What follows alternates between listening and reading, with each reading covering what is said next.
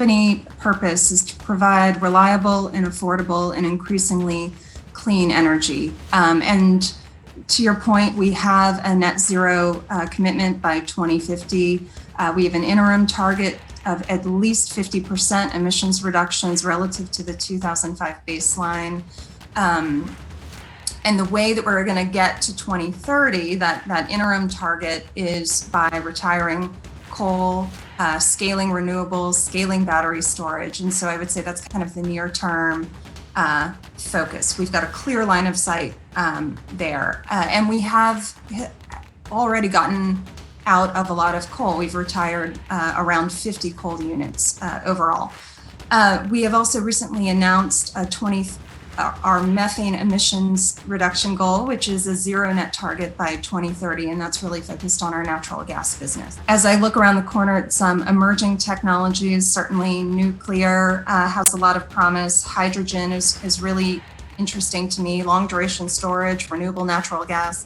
And then some new technologies that are around the horizon, we refer to them as ZELFRs. And I want to get my acronym right, but it's zero emitting load following resources. These are new technologies that I think will help us keep things up and running while also balancing also reducing our emissions.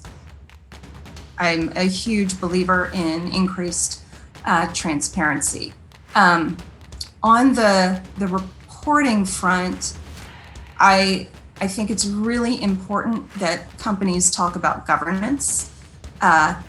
This is, in my experience, kind of the most important thing for a company to ensure its long-term success, having the right purpose, having a strong mission, really having a culture of ethics and compliance, having visibility to the board of all of the work that is underway, the challenges and the opportunities ahead. From there, I think it's really important that companies provide information on what is material or highly relevant to their business.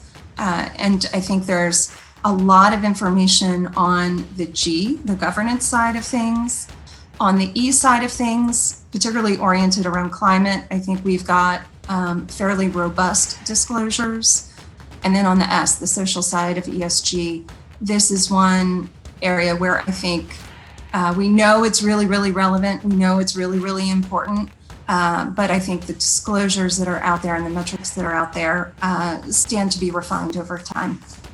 The importance of really understanding where our employees are, where our customers are, investors, policymakers, regulators, members of civil society, and NGOs. And so in my mind, we cannot make progress on ESG if we are not having really deep, meaningful conversations with those stakeholders and understanding what is the outcome that they want to get to, what are their hopes and their aspirations, and how can Duke Energy help facilitate that? How can the foundation help facilitate that while we're also meeting our objectives?